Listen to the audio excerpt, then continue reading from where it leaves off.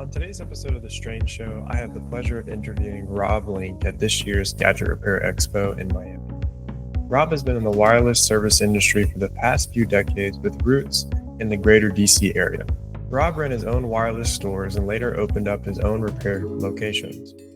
Additionally, Rob has been involved with numerous tech startups in our space, including Fixt Inc., Glassmith, and iCracked.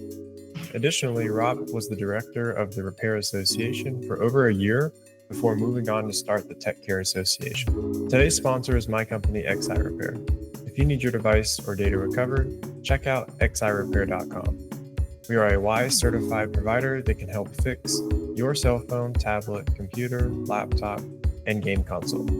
We offer an industry-leading warranty and have successfully repaired over 40,000 devices since 2018.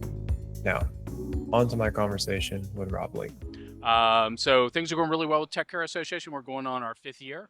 Nice. As a nonprofit trade association. We're the only nonprofit trade association in the industry. I didn't know that, actually. That's Yeah, pretty cool. yeah, for sure. Got the IRS designation and all that kind of stuff.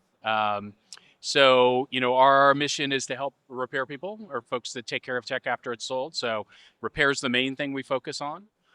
Focus on helping, inform tech repair people, help educate them, help introduce them to new revenue sources, things like that, help them to be more successful is really our primary goal.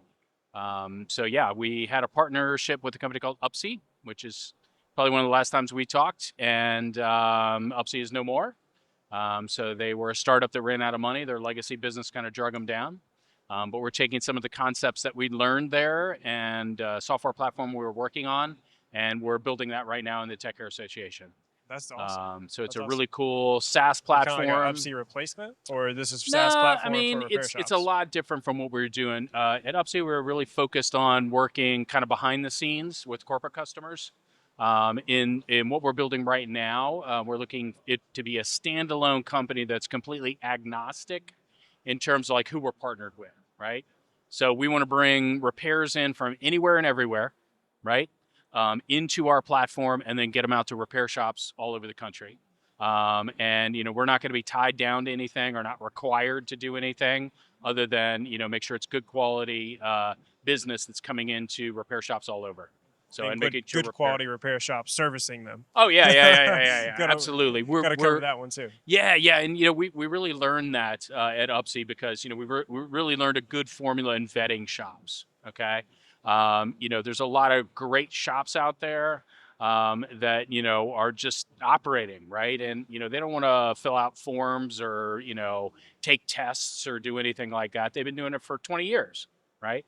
So it's just a question of taking a look at them. Like I can look at a repair shop on a video. They can just show me their shop and hear what kind of experience they have and really be able to, know if it's a good quality shop or not. Yeah. You've been in this business long enough, you know how that works. It's like, I'm sure your reviews are great because I know you guys do great business and you work well with your customers. But it only takes one customer to, kind of mess up your review cycle. That's very true. That's very true. Yeah, a lot of repair shops don't. It always blows my mind how many people don't put the time that's necessary into building the systems that even allow them to do paperwork. Yeah. Right. Or not have to, but just have an audit trail. I've talked to a few people here. They're like, we don't do pre and post checks on devices. I'm like, that's crazy that you even running a shop and not doing the minimum basics of we take pictures before and after, pre and post test every device, notes on every ticket. Sure. First name, last name, phone number, emails associated with every customer, and we're not servicing you. Yeah. I mean, there's a lot of, a lot that needs to be done. We're also trying to find ways to make that easier, for shops to do instead of having to create it on their own. Some just simple plug and play, technology. I mean, really what we've done is we've looked at the whole process of repair, right? From somebody contacting you to them walking out the door with a repaired device or an unrepaired device, right? And try to eliminate all the friction. So eliminate the friction for the customer. So it's easier for the customer to get a repair and to be educated about repair. Again, this business, what it's like to stand at a counter and explain to somebody why they should get their, $1,200 iPhone fixed, right? Yeah. As opposed to just buying a new one, So we want to help educate people so they know about the industry, they feel more comfortable with the industry, and reversely with the repair shop, make them feel more comfortable with accepting repairs from outside of, their normal flow. So Yeah, that's a big one. I think a lot of people are afraid to make that jump because they're sure. used to just like, oh, I just do iPhones, or oh, I just do Samsungs, or oh, I'm just a PC guy. And it's like, it's all interconnected. These are all PCB power devices. Yep. They all have a power supply of some sort. It's either a battery or it's an actual standalone PSU. Are you doing e-bike repair? No, man, I'm not. I there Do was it. a so we have the what is it? Not Uber. Trying to think of the name of There's a the million green of them, so bikes. don't even try to Yeah, remember the name. it'll come to me in a minute. But Yeah. they have them in our city, Uh-huh. and I've always been curious who does them. But no, we don't service them. Yeah. Definitely something we need to offer. So last week was DC Climate Week in DC, which is where I'm from. And one of the events, which was my favorite event of the whole week, was an e-bike ride. Okay, so this e-bike store sponsored a ride, a free ride, right? So we got on, we went around the city, all the monuments and everything like that. It was really cool. It was a beautiful day for it too. But when we got back to their shop, they had a little tech bench back there. So, I saw the tech working back there and I walked back and was like, hey dude, what's up? And I asked them, and they get probably on average, or on a slow day, 10 to 12 e-bikes a day that come in for repair. And is this an independent provider, or It is this is. like the actual? Well, it's the e-bike shop, but they're an independent shop. But they And do. they're fixing. Sorry, they're Yeah. fixing e-bikes that are specifically like that you find around the street with the app, or are these ones that the consumer owns? They themselves? actually do both. Now, what he was talking about was the walk-in business. Their contract business with, those providers that put the scooters and the bikes out on the street. He said they're working with them some, and they had a partnership with another company. I don't even know what it was, that they also do is kind of an independent, scan the QR code, go ride it for a couple hours kind of thing. Yeah. But yeah, I mean, they're just seeing more and more demand, quite frankly. And I know from talking to some of these companies, in fact, I talked to one of the major providers at CES this year, and they're desperate for repair. They're desperate because you can't just mail in an e-bike. Yeah, that's so true. I've never thought about that. Yeah, that's absolutely true. So you need somebody in that community to be able to handle it. Otherwise, it's actually cheaper for them to send you a replacement e-bike, right, than to have it shipped. That could be hundreds of dollars, both ways. Right. And they're just like anything else with a cord and a board, right? Power source and a circuit board in there. I mean, they need to be repaired. So there's more and more stuff, more and more opportunities. But the biggest one I'm saying right now is e-bikes. So. That's interesting. Is that like the electric scooters too, or just on Yeah. the bike side? Yeah. I mean, e-motorization. I don't know what you call it. That category: e-bikes, e-scooters, stuff like that. When I think e-bikes, I'm thinking like the ones that are you still pedal, but it's like a battery that's recharging while you're riding. Yeah. The cool thing, I mean, everybody always says, oh, it's great exercise, but I'll tell you from experience, I've been on an e-bike a couple times. Sometimes it's just nice to coast, right? I mean, just to go around and you hit the little throttle on there and just go along. So is sure, it you can mainly exercise. battery replacements that the guy said that they were doing? No, you know what? All of them nowadays, most of them, I guess, have these little screens. There's a digital screen on there that's going to, give you think of a dashboard, in a car, similar type thing, speed, some of the menu functions are on there. So the fellow I was talking to said they replace those or work on those, often, because obviously, as we all know in the industry, screens get broken. Very true. It's got glass on it. It's cracking. It's going to crack, and that's what they have. It's a touchscreen. In most cases, I don't think they're all touchscreens. But yeah, screen. It's got electronic components. It's got circuit boards for power and for operation, and then of course battery. As well. So. What does suppliers look like in that industry yet? Like, is there a did that tech say he's buying them from eBay, or has he got partnership with that particular great vendor? Question that I'm not qualified to answer.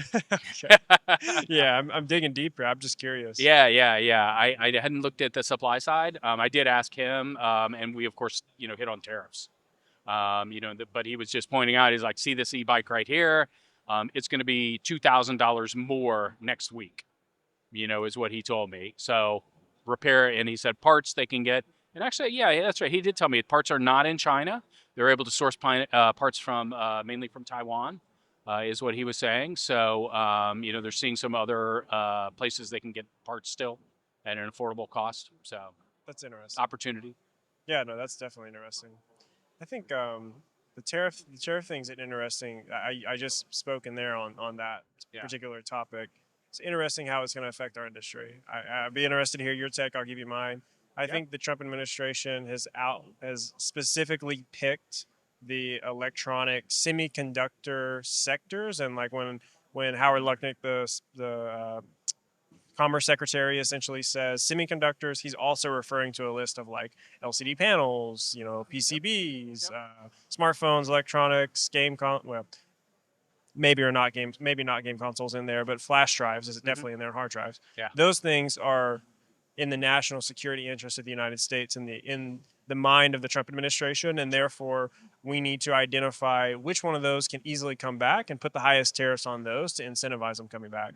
They haven't released their. They said they paused, but they said that they're coming in 30 or 60 days with a new tariff that will be specific to the components based on their market research. If they do that, and it seems very likely that they will, and then hopefully the base tariff in China will come down. I think those are the most likely scenarios. Even if our part costs go up, as long as there's a baseline tariff across the board for smartphones, I think it benefits us. If Trump pulls a 2019 again and gives Apple an exemption like he did last time, but part cost stays there, then that would be really, really bad. I mean, I think all bets are off. Obviously, we've seen that's this administration in a few words, dude. Exactly. All bets are off and right that's now. the tough thing. That is really the tough thing. I think though long term, I think you're right that it benefits our industry. We're not willing to sit on the sidelines and just hope and pray and cross our fingers about it. So we're trying to build a coalition of, especially some of the parts providers and folks in the industry to petition the administration for exemptions specifically on repair parts.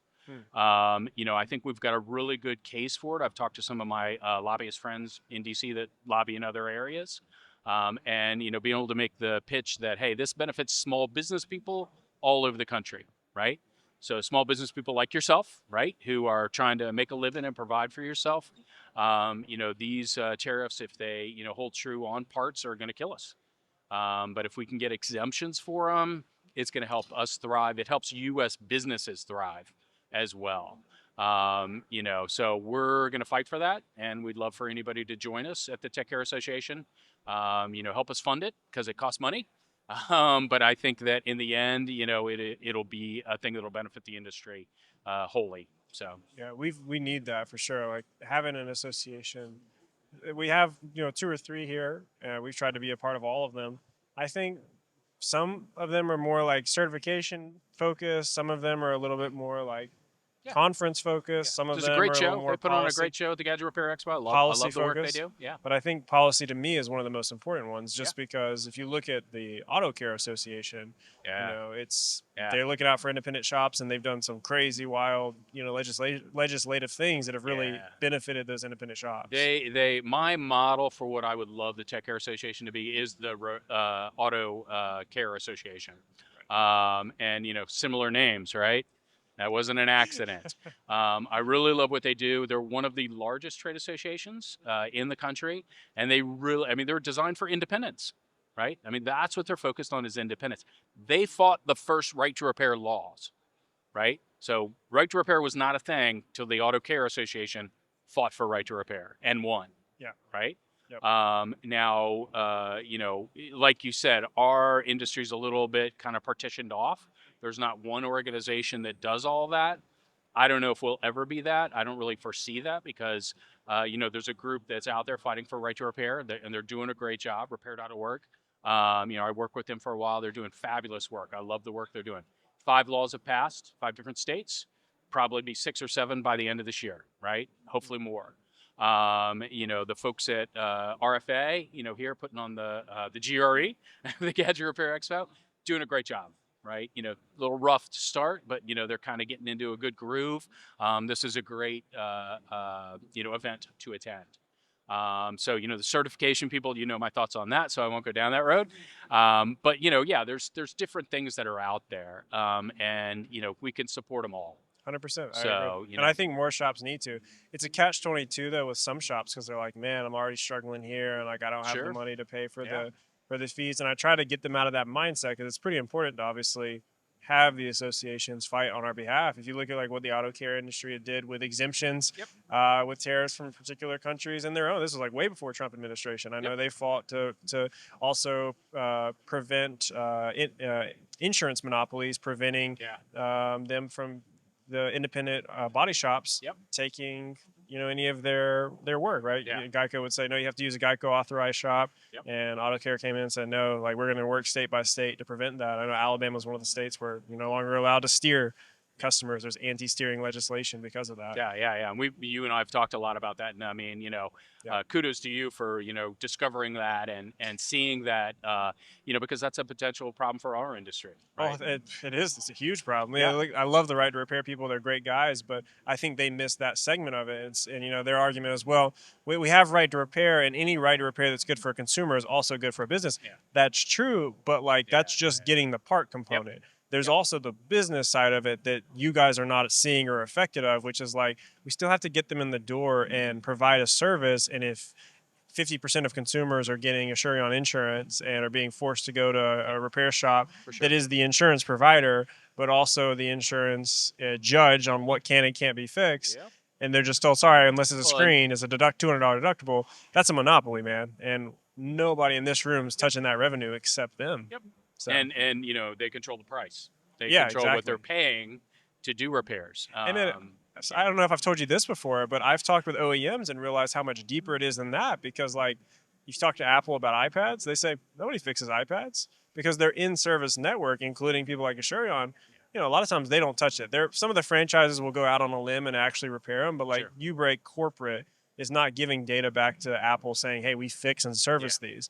And although the iPad example is not the best one, if you look at Samsung's or any other older devices that are being serviced by independents, none of that data is going back to Samsung. So they just think nobody's fixing these. We don't need to offer OEM parts for it. We don't need to, our demand for service parts doesn't need to be as high. Right. I think that's one of the reasons why they ran out of parts a lot when they started opening up, for the independents to buy, because they're like, where's all this demand from? We've never been getting into this data. And they haven't been getting the data because they think repair is customer is in warranty, so they're going to an in-warranty shop, like an Assurion, or they have insurance, and they're still going to an Assurion. Yeah. And so it's like, well, we get all of our data from here, and they say we don't fix these, so we don't need to offer parts for it. Yeah. And the downstream effects of that is part availability, but also we as independents don't get a dime of that revenue. Yeah. It's crazy. And that brings up a really good and important point, and that's data, right? Yeah. It's like, tell me exact data on this industry, right? I mean, just the size of this industry, nobody can, quantify because we don't have a good source of data collection, around and about to be able to quantify the industry. I mean, I've come up with my own estimates, which I'm sure you've heard me say. I think it's about a $40 billion industry. U.S. or global? U.S. Wow. Right? Wow. Some people, I mean, and it's varied. And some of the early numbers were big. Like I think there at one point is a $3 or $4 billion estimate based on, some organizations that, we're talking about. I mean, just really bad data. I won't even go down that road. But nobody really collects the data overall. In fact, I've had a few conversations here with different organizations because we would love to collect blind data, 100%. As the TCA, just from the parts guys. Say, hey, don't tell us who your customers are. Just tell me, and I'm not going to tell everybody how many screens you sell, right? I'm just going to collect the data from everybody, put it all together, and broadcast that out. 100%. Right? So it's not going to give any secrets or anything like that, but it's going to help everybody know how many, Samsung screens are being repaired, right? Yep. How many Google screens are being repaired? How many, wearables, right? I mean, just different areas that everybody's selling into. And if we can collect that data, at least from a majority of guys, that's going to be great data for the entire industry. I couldn't agree more. Yeah. And I think that, look at the auto care industry, they do that, right? Yeah. They're partnered with, Mitchell and all the software, so they see, hey, there's this many oil changes on this many vehicle, and there was this particular component was replaced on this truck that many times.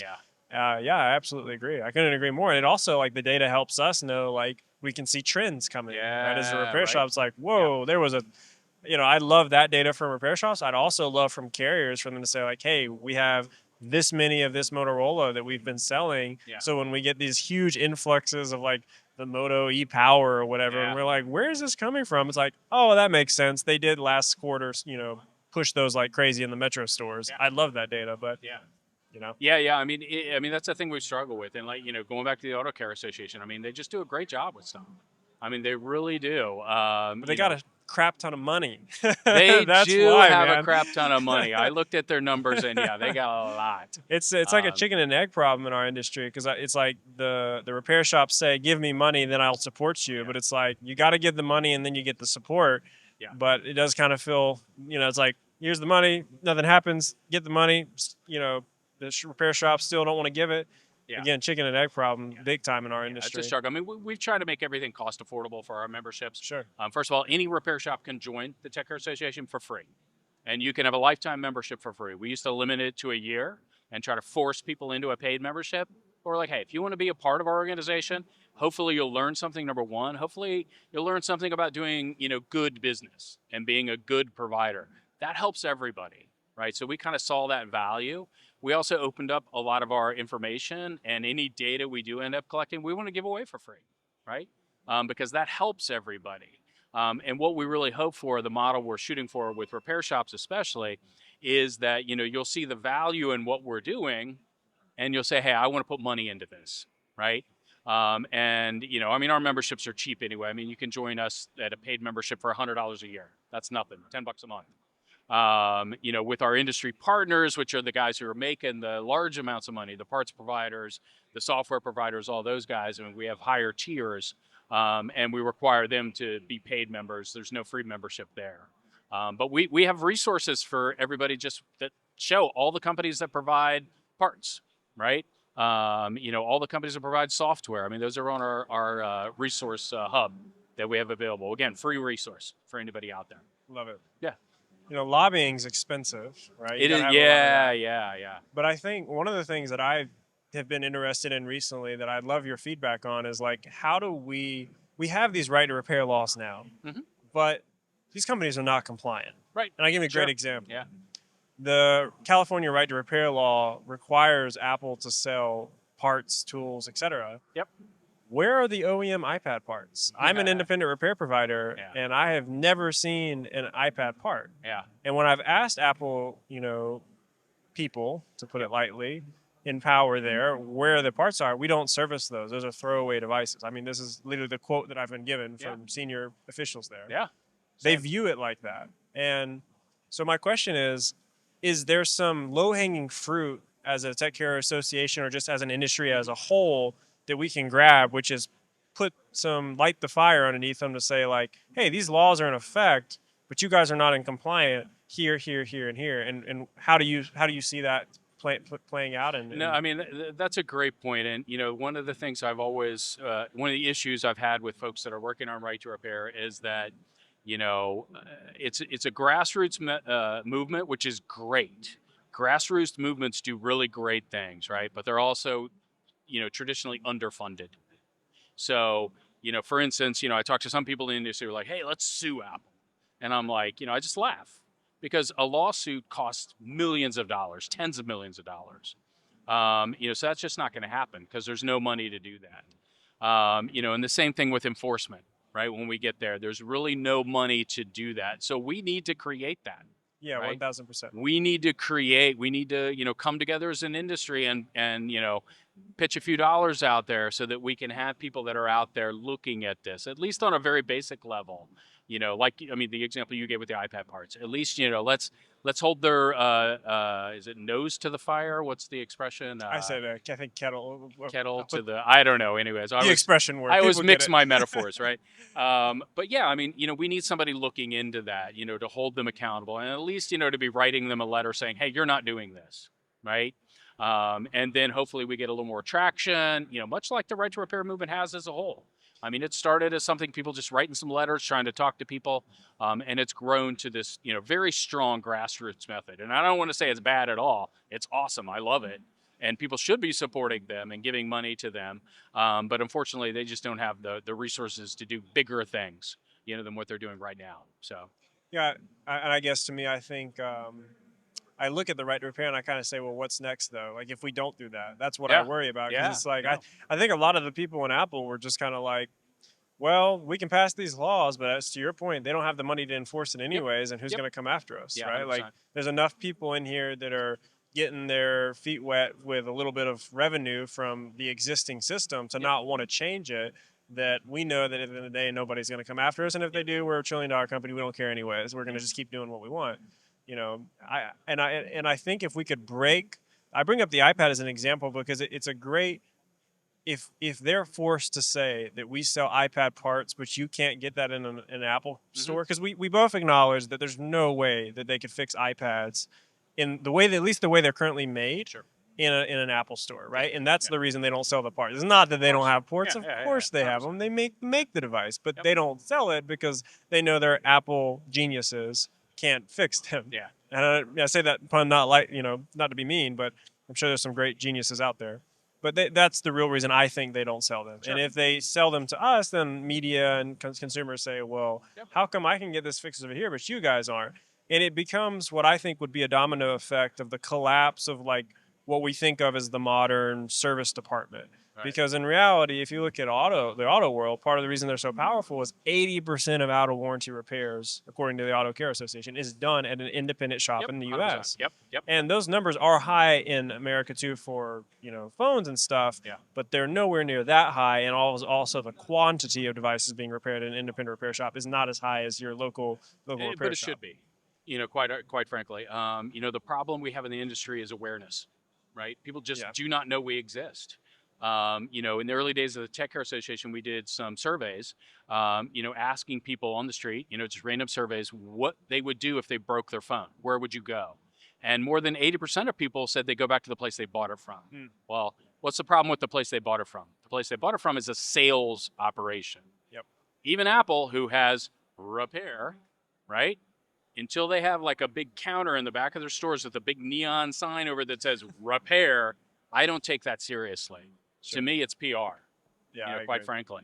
And don't even get me started on recycling with them, because that's a whole other thing. Another podcast.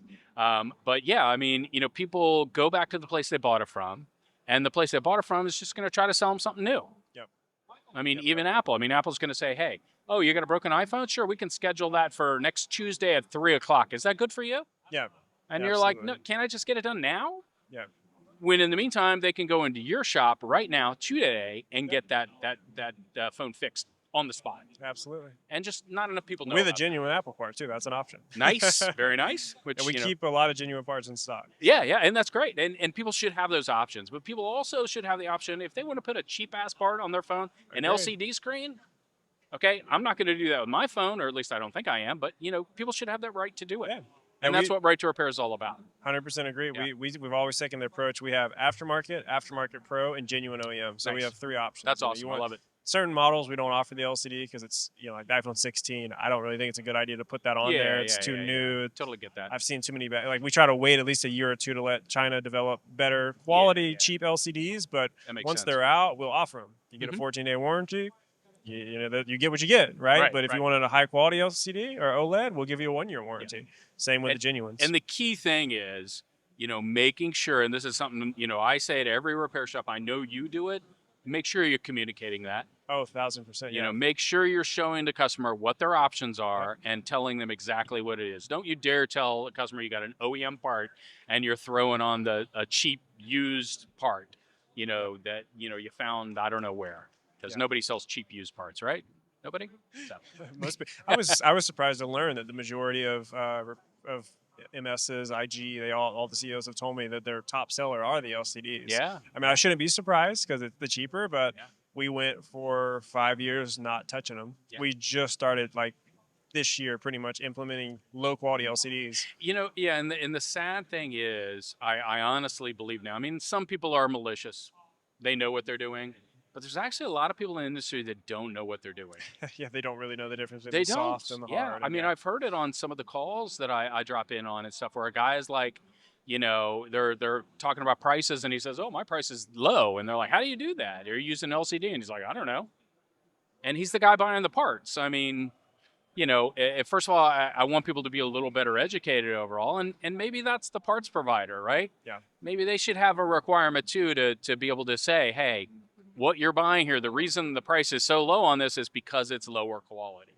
Yeah. I get why they don't do that, but they might need to be accountable to some way in that way too. Sorry guys, I don't mean to cause you problems, but yeah, I mean, we just, as long as you're communicating it, I mean, I think a lot of guys, I know a lot of guys will still have the cheaper part, and a lot of just be guys that'll transparent. still be the main repair they do, as long as the customer understands that, and it's just be clear transparent. to them. That's how I've always 100%.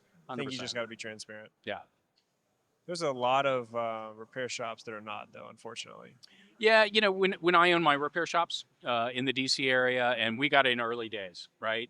So we were in the boom times, fixing original iPhones, 3G, 3GS. That was our printing money days. We used to always joke about in the industry. But what we started to see as competition came into the market is all these other shops saying we got OEM parts. Well, I knew back then that these parts weren't OEM, right? I mean, there was no OEM parts in the market at all, right? Now, some of them were the same part that they were selling to the OEM that just went out the back door, or maybe had minor defects or whatever. But yeah, I mean, that was the biggest challenge. So I never wanted to lie to my customers, but we wanted to compete. So we just got in the habit of saying they were OEM like, and then when they'd come in, we just explain, what OEM like means. It's good quality, it's very similar, but it's not OEM, and nobody sells OEM. So that's been a challenge in the industry from day one, quite honestly. So, and will continue to be. Yeah, it definitely has been. People are quick to take shortcuts. Oh yeah. Yeah. I would tell any repair shop listening, though, it's not. You don't grow a long-term business doing that. Absolutely. I think we have a lot of customers that we've dealt with for years and years and years. Been in business for almost right at a decade now. People don't trust the guy that just popped up that's offering the $90 part. They trust the guy that they've been using for years. It's like, hey man, there's a reason that's $90. Let me show you why. Yeah. This is what we like. We'll show customers. This is what we pay for parts. I'm not afraid to show people that. Good. I added $10 to it, man. Sorry, like we're a business. We got to make money. But it's not gonna be 20. It's gonna be 30 plus your labor charge. But I think that transparency goes a long way. 100%. I agree with you. I mean, always be transparent. Always look to the future instead of making the sale right there. I mean, I can't tell you how many times in my stores where we'd see somebody come in, get a price quote, be flabbergasted. Oh, that's just way too much, and then sometimes they go to another shop, but then they come back to us, a couple weeks later and be like, yeah, I had this other shop do it, and now I can't hear, or some other issue, and we're like, well, we can fix that for you, but now it's going to be even more than it was in the first place. And that's a customer we win for life. Because they realize you do quality work, that it may be a little bit more expensive, but you know what you're doing, and why mess with a guy who's going to, screw things up. And that, honestly, that's a big challenge in our industry, because Amazon did a survey a couple of years ago where they asked people about repair, and what they found, the two main concerns with people, like their top two concerns about repair were, number one, they didn't know about it. So that goes back to my point about awareness, right? So even Amazon found this out. But the second thing kind of surprised me, which was that people were afraid that a repair would cause more damage, right? Yeah. Those are two problems we as an industry have to work on. And those are two big things we're working on at the TCA to help educate people, to make them aware, to help them find repair shops, like with our wheretorepair.org website, consumer-facing site, software product we're working on now to help people find repair shops easier, but also understand the whole process. So help educate them on the fact that you should go to a quality repair shop, number one.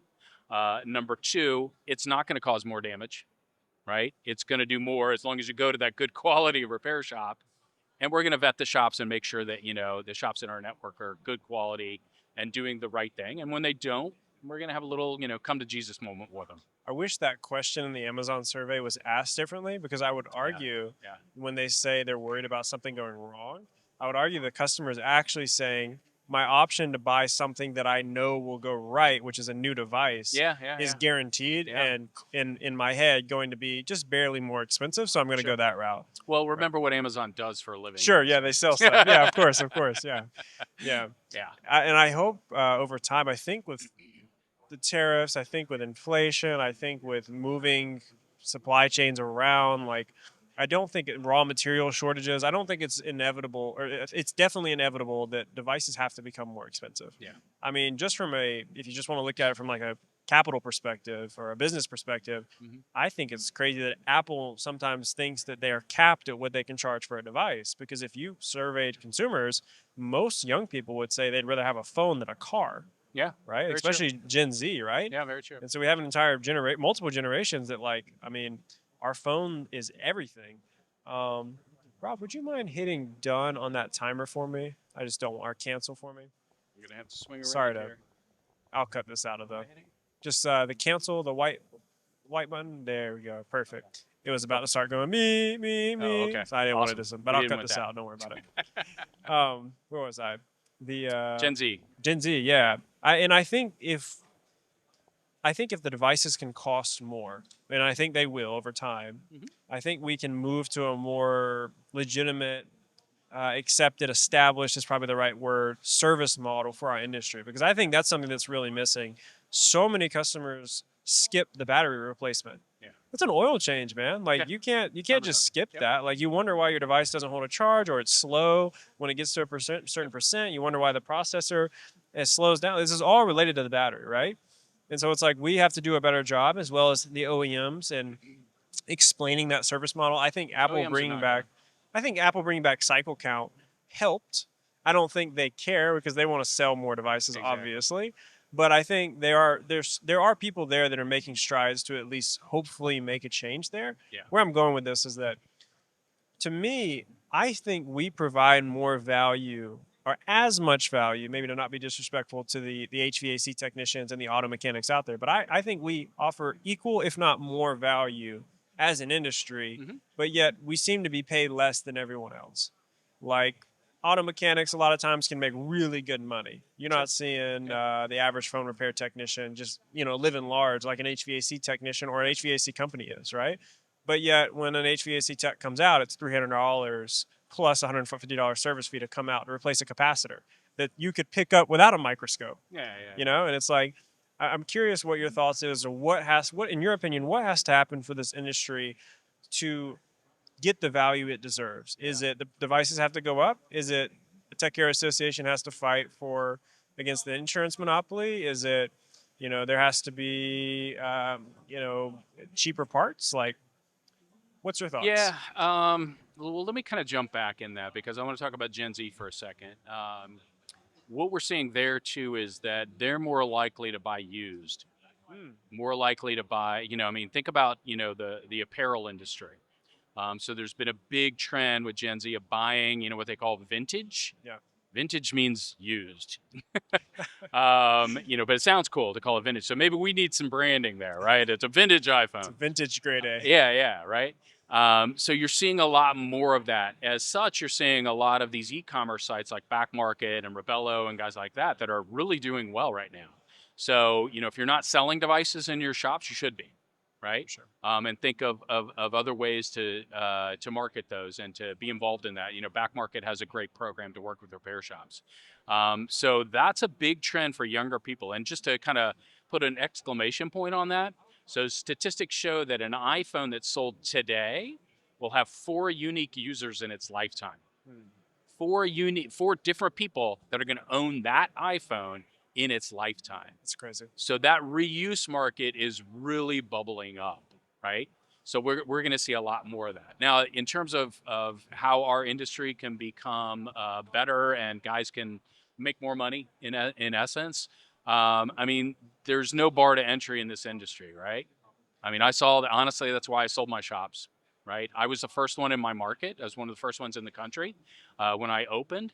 And, there were boom days. We did great. I had 3 shops that grossed over $1 million a year, okay, in, one major metropolitan area. But what I saw is the competition come in and just eat away. I have a guy open up across the street from me. Yeah. I knew he wouldn't last, but it would eat away at my business. 100%. And then actually the one who really put the death blow into me was Radio Shack. And I know everybody's going to laugh, right? Because I laugh about Radio Shack now too. But in their dying days, the thing that Radio Shack tried to do to stay alive was get into repair. The first repair market they launched was Dallas, which is where they're headquartered. The second repair market they launched was the Washington, D.C. area, which is where I was headquartered. They came in and sold all of my senior staff, every single one of them, offering them, hey, we're Radio Shack, come work for us, which, of course, my first thing was, why? Why would you want to work for Radio Shack? And sure enough, 6 months later, they were all out of jobs. I see that a lot, even in my market. Yeah, I've had countless names of people coming in and then they're gone, and the people trying to come back. Yeah. So it took a bite out of my business, and that was honestly the straw that broke the camel's back. I think I used the correct metaphor that time, to get me out of owning shops. But yeah, so that's difficult. So we have to figure out a way to limit the market, which is tough in a free market, right? But I think you set yourself apart in certain ways. You educate people in certain ways about, what you're doing, so that they're coming to you and not the other guys. And the last thing I would say is diversification, right? Don't just be a phone store. Don't just be an Apple store. Fix as much as you can, because there's so many similarities there, right? In electronics. I mentioned e-bikes, before. I mean, repair e-bikes, repair other electronics. There are tons of opportunities, and we're trying to find those as an association to bring them into this platform we're building, to help people learn how to repair stuff, but also get them customers, from these different sources. But I think it's, if you think of cars, right? Think of cars in a way of, there's multiple brands, right? There's multiple different types of cars, and there's so many different things that auto repair guys repair. So you just have to be open to, doing more stuff, across different platforms. So I agree. Yeah, that's one of the reasons it was XI Repair for me, right? It was like we were Central Alabama iPhone Repair for a few years. And we expanded and realized we want X, you fill in the blank. Whatever we need to repair, we will. I hope that we can move towards a world where things are more serviceable. For that future to happen. And let me throw in a funny little story, little history of the industry. So not a lot of people that are going to listen to this know the company iCracked. I do. Nice. I was iCracked technician. There you go. Man. There you go. Sweet. So you remember they were pretty big. Yeah. They were the biggest. For a moment, they were. Yeah. They were the biggest brand, and they ended up selling to Square Trade. Yeah. Which is part of State Farm, right? Allstate. I always get the two mixed up. Metaphors and insurance companies, I always mix up. The biggest problem they ran into, and I can say this now because I worked with them and I'm out of NDA, was the branding. Okay, because they were iCracked, people assumed that all they fixed were iPhones. Apple. Yeah. Right? And it kind of pigeonholed them into just phones alone. And they even saw the vision of the future of changing, and doing more things. So if you're using i branding or iPhone or phones or whatever, change it. Be something more agnostic, right? Like what you're doing, and like other shops are doing, because I think that's the road to success. I really do. So think about what you're doing yourself, who you're marketing to, what you're fixing, and open up those possibilities for yourself. Yeah, I'm excited for where the future goes. I think with some of the right to repair legislation, we have the groundworks at least to start building a legitimate industry. You bring up Auto Care Association. We talked a lot about that. People don't realize it wasn't until really 70s, 80s per se that that auto mechanic world really matured, right? There was a time not everybody had a car, and even though you repaired it, it's kind of like it is now with us, a little bit of a wild, wild west. Anybody can do it. There wasn't a lot of certification programs, and they really did build up an industry. Yeah. And I think we have to do something like that. One project that I've personally tried to take on is I have I don't know if you know the company Motor, if you've ever heard of that company. I think so. Yeah. But they had, if you owned a shop in the 80s and you were fixing cars, you would pull out your Motor book and flip through to see the parts and labor costs, right? Yeah. You see how long something takes to fix. And there's little projects like that I think as an industry we need to do, which is standardize the service cost for devices, because a lot of shops don't know that repair takes 2 hours and they're just, it's $100. It's like you're really selling your labor at $50 an hour when you do that, versus acknowledging iPads take longer than this model, and this model takes longer than that one, and kind of having that motor service book for the industry, I think will take us a little bit further and also legitimize us more. Because I've had conversations with insurance companies and they're just like, we want to partner with shops, we just don't know how the hell to price. Yeah. Right? Yeah. Oh, yeah. Well, when I was working with Upsie and we were trying to build out a repair network, that was our biggest challenge, was pricing.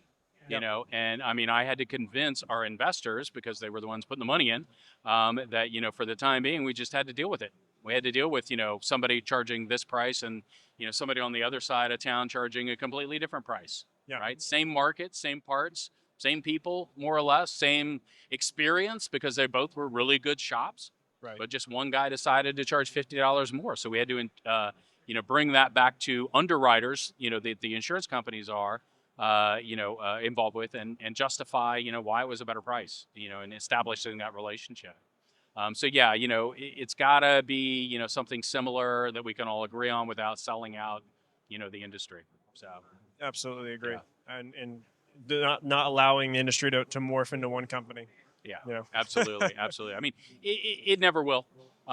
You know, a lot of people, you know, worry about the big guys, but I mean, consider the fact that there is somewhere in the neighborhood of 30 to 40,000 repair businesses in the U.S. that do tech repair. So that may be phones, tablets, computers, right?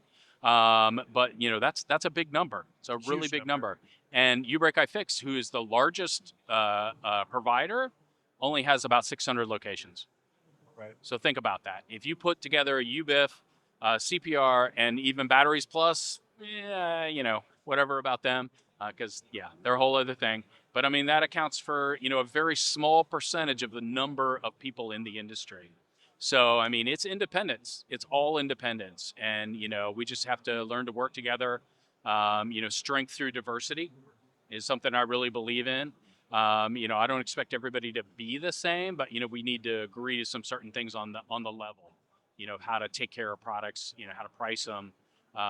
You know, how to back them up. I mean, just, you know, different things like that. You know, and still have our own personal identities and the way we do business. People ask like the same question I asked you of like, what do you think needs to happen for us to legitimize the industry? My answer to the question is OEMs, whether by law or by just incentive of recognizing through change of leadership that the independence is the only way they're going to service their customer base, need to open up their warranty programs to us. It just makes sense. Samsung doesn't have service departments all over the country, and trying to go through Asurion alone is kind of crazy, right? There needs to be a fair and competitive market. The only way you can do that is by allowing the customer to make the decision of who they choose, right? Yeah. Shops that are in the program that they're able to pick from in their local environment, I'd be happy to do the repair for $50. It's not as much as I might make doing another repair that, you know, I got organically, but it's extra margin that keeps my techs paid and the shop busy. Yeah. That's one. Apple doing it with AppleCare, allowing us to make AppleCare. Samsung doing it with in-warranty, and Google, et cetera, and anybody that wants to opt into that.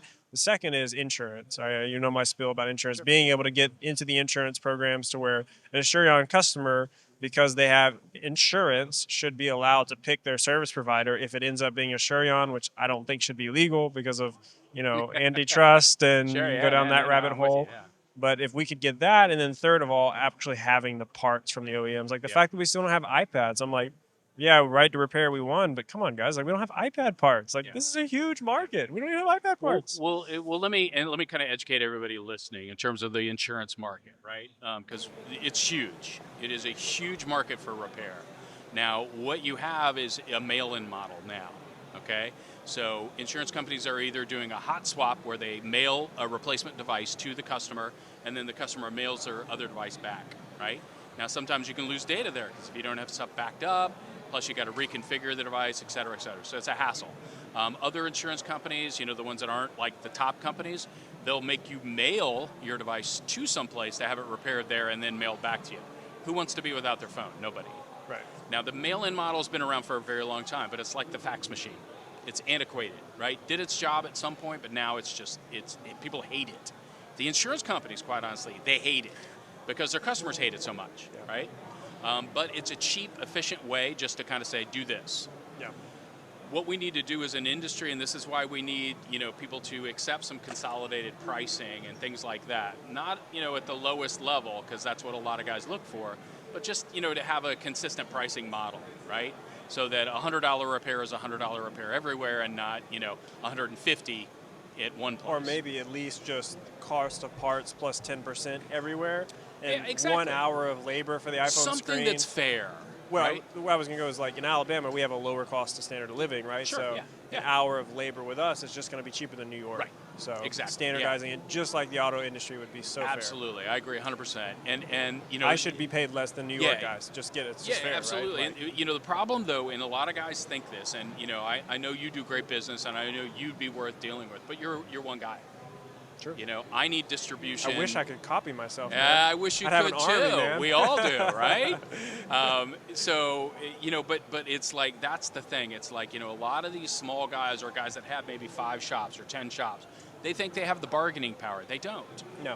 You know, Not you at all. don't. No offense. No, you do of course. great work. I acknowledge that. Yeah, and I know 100%. you've done a lot of work with OEMs and those programs, but you know, they want economies of scale. Yep. So that's why they like working with UBIF or CPR, because that's a larger model. It's easier to negotiate with. You know, I was just talking to the head of Techie, you know, today. He's telling me they've got Tim. Tim. Great They've guy. got 250 shops now, so they're growing out their model. Other guys are too. But they're still, you know, they want to deal with thousands of shops, not 1 or 2. So, you know, guys that are listening to this, you're not going to be able to get that OEM business. You're not going to get that insurance business by yourself. If we work together, right? And the Tech Care Association is a nonprofit. Okay, we're not looking to make money or steal money from anybody. We're looking to help the tide rise in the industry, so that everybody benefits, you know, from a better market. Quite honestly, some of my motivations are reducing e-waste, you know, which is a huge problem we haven't even touched on. Maybe another podcast we can talk about e-waste. But you know, we need to, you know, take care of our electronics, keep them in the market longer with repair, buy used, refurbished product, you know, because all these resources are finite. And our industry, that's what our industry does. You know, we provide those solutions for people to help them economically, because it's cheaper to repair, but also environmentally, right? It's a much more environmental way to do business. And again, Gen Z, they care about both those issues. So Absolutely yeah. great. I'll share something with you.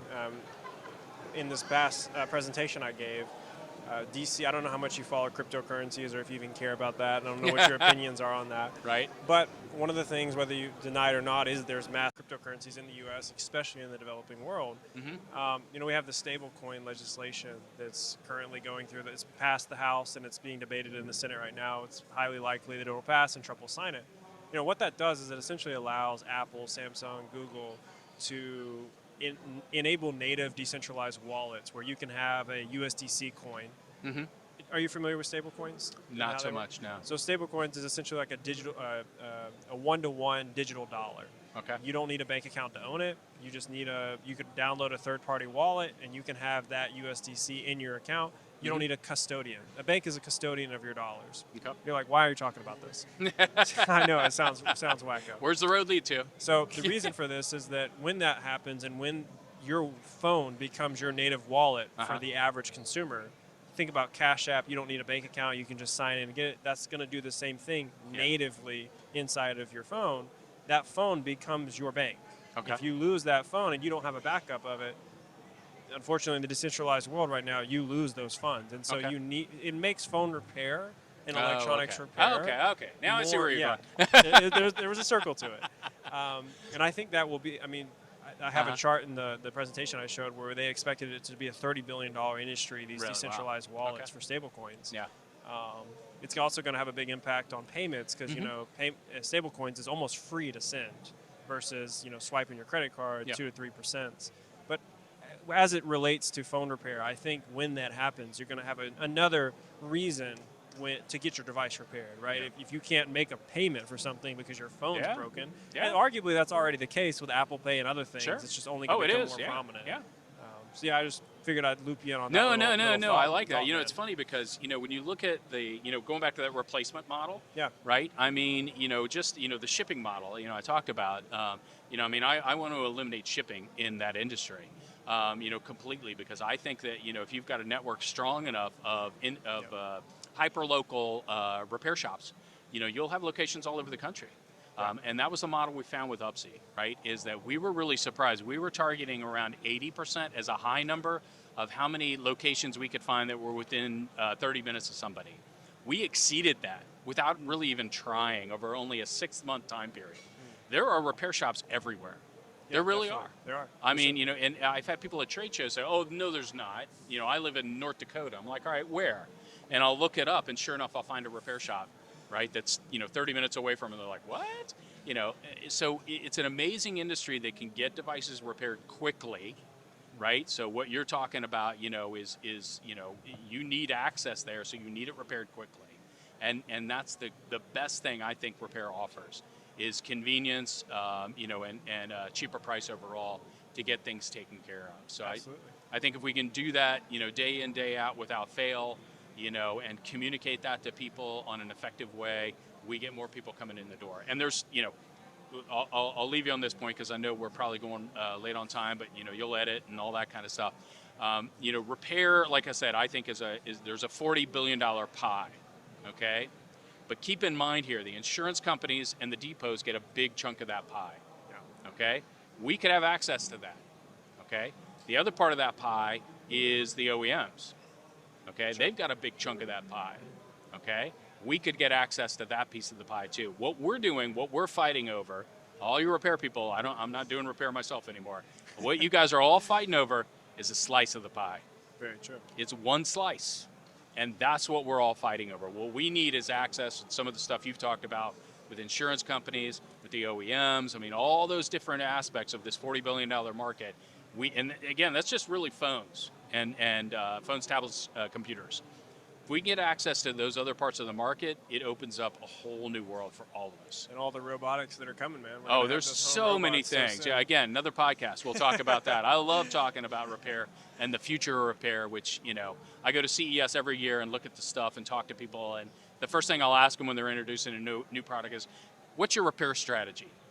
And I swear to you, they all look at me with a blank face and I'm like, I don't know. Yeah, it's an afterthought for a lot of these companies. Yeah, or companies have the audacity to say, oh, it's not going to need repair. Ha! It's perfect. Yeah.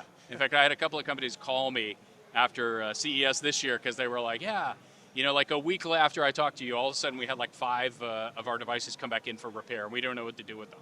So I'm like, all right, well, I can't help you now, but soon. Very true. So, yeah. This has been great, Rob, honestly. I enjoy having you on. Yeah, I love it, and I love everything you're doing, man. I'm glad you're doing this podcast. We need more stuff like this. I'm trying, man. Cool. Trying to get the word out. Let's do it. Thanks for being on, friend. Yeah, thank you.